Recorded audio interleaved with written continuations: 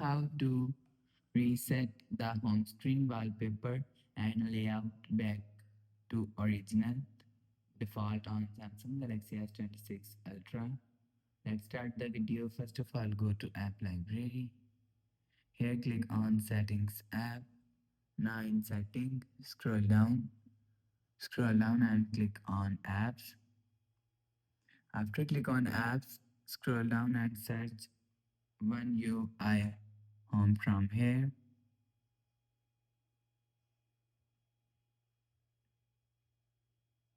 You will see One UI Home is here. Click on One UI Home and click on Storage. After click on Storage, click on Clear Cache and click on Clear Data.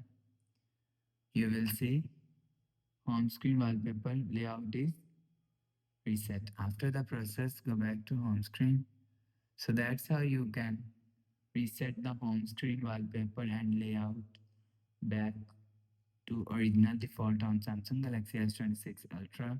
If you like the video, please subscribe. Thanks for watching.